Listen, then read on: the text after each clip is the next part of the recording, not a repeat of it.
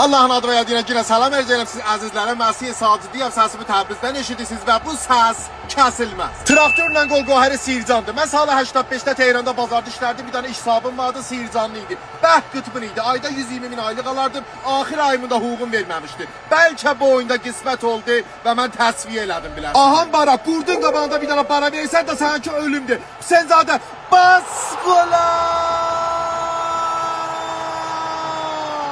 Oğlanlar içində bərəkanla bizim oğlan. Bir dəstək qızıl güldü, maşallah bizim oğlan. Yine bir moğaya topu gönderdim Məhmətiyə, küpədi. Gol edələr Super Mario'da, hələ orada qartxor oynayır. Bu moğayyətdəki əldən vermiyor. 1-2, bu oyuncular bizimki.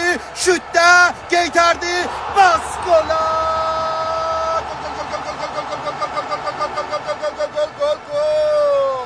Traktör 2, Qolqohəri Sircan 0.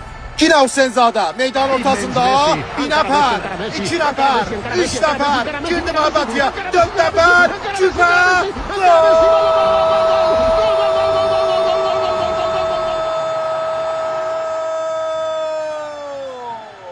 Onlar əcəb ilan kimi züyür oyuncuların arasından. Əcəb yelofen kimi gedir yatır damara. Əcəb qət kimi çayda həll olur. Eşq olsun bu oyuncuya. Behterin muhacimi hali hazır bu məmləkət. Sən baxın şumarı 17'ye bax. Elə əl itirib ki, tərsə tutub əllər. Əli qoyacaqdın qabağına ceyran ki, top dəyməyə əlimə. Nəin ki, dalın topa tərəfdə əli dalda tutasan. Baba da nəfəsə çıxmır. 2 dəqiqə dayanın görək. Ahar, baş orasına penaltı verdi. Yine də Hüseynzadə bərəkanla da heç ələm yoxdur qışqıran.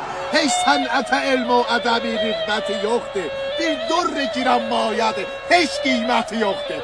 Bərəkanla Hüseynzadə. Amma öz aramızda yorgun bətər oynuruq ha. Bətər pas verdi. Sen de pası ver. Şutda yapıştır tora. Bu da 5'incisi. Köynəmi də çıxartdın da görənməyəcək ki sən o xoşgil bədənimi ceyran. Amma bəh yapışdı. Bax sən teydadı qollara bu neçədən oyunda. Bəh yapışdı mənim özümə. İş sabımdan da intiqam aldım. Sircan da eşitmişik soğuqatı. Həm püstədir, həm fəşdir. Əgər püstədir, əzib bağlamanın arasına qoyub yiyərik. Əgər fəşdir, yine də biz onu tükərik. Bu da temizdir ki, öz meydanınızda oyuncuları gördük da. Eşq olsun, meysin.